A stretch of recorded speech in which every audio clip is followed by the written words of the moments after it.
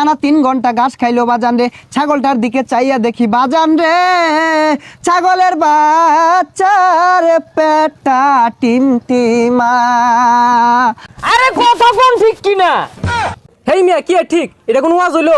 আইরা করে ওয়াজ করুন আর বালা বালা বক্তা দুর্নাম করুন, এর লেগে তো অনেক মাহফিলে লুক হয় না। ওরে দর্শক ভাইয়ারা, আমি একটা জিগির ধরবো বাজান রে, আমার সাথে সাথে আপনারাও জিগিরটা ধরবেন। দেশে আইলো আইডল বক্তা, আঙ্গর যত মাথা ব্যথা। দেশে আইলো আইডল বক্তা, আঙ্গর যত মাথা ব্যথা। তার মাহফিলে 20 লাখ মানুষ, আঙ্গর মাহফিলে নাইকা। তার মাহফিলে 20 লাখ মানুষ, আঙ্গর মাহফিলে নাইকা।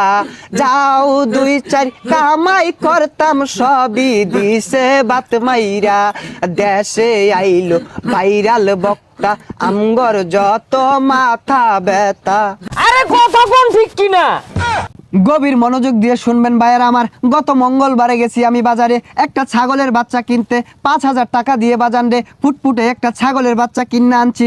বাড়িতে আইনা দেখি রাখার মতো কোনো জায়গা নাই। সারা রাত ছাগলের বাচ্চাটা আমার সাথে থাকছে, সারা রাতি ম্যামে করছে। সকালে উইটা আমি ভাবলাম ছাগলের বাচ্চাটারে তো কিছু খাওয়ানি দরকার। তারপরে মাঠে নিয়ে গেলাম। টানা 3 ঘন্টা ঘাস খাইলো বাজান রে। ছাগলটার দিকে চাইয়া দেখি বাজান রে, ছাগলের বাচ্চার পেটটা টিমটিমা। কতক্ষণ? এটা কোন ওয়াজ হইলো? আইরা করে ওয়াজ করুন আর বালা বালা বক্তা দুর্নাম করুন, এর লেগে তো অনেক মাহফিলে লুক হয় না। হেই মিয়া কি এর লুক হয় না? গইনা দেহ আমার ওয়াজ মাহফিলটাত 4 লক্ষ লোক আছে। 1 2 3 4 4 লক্ষ নাই, কিন্তু 4 জন আছে। ওইসে আর বন্ডামি হলাম না।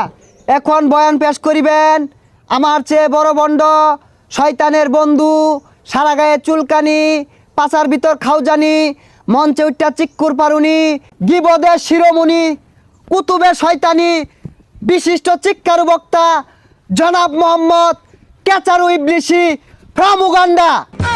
ও শয়তানু ফাইজলামু খাওজানু শিকারু বাজান রে, এতক্ষণে হয়তো বা আমার পরিচয়টা জেনে গেছেন। I am come from to কেকাতলা। দীর্ঘদিন যাবত এই বাংলার জমিনে আমি ওয়াজ করতেছি, ওয়াজ করে ভালো টাকা পয়সা ইনকাম করতেছি, ভালো মন্দ খাওয়ার সুযোগ হয়েছিল। হঠাৎ করে কি যে হলো, এই বাংলার জমিনে হঠাৎ করে বিদেশ থেকে আরেক ভাইরাল বক্তা এসে আমাদের বাত মেরে দিল। তাই মিয়া বালা মতো ওয়াজ করুন, মানুষের কি জ্ঞান কে লেগিয়া, এর লাগে তো অনেক মাহফিলে লুক হয় না। বন্ডামি করুন দেখেই তো মানুষ আন্না করে বন্ড কার মাহফিলে লুক বেশি হইলো, কারণে কি হইলো, এগুলো বাদ দিয়ে ভালো মতন ওয়াজ করুন, আন্না করে মাহফিলে লুক হইব। এই জন্য তুমি চুপ করো। তুমি কি জানো, যতদিন পর্যন্ত ওই বক্তারে আবারও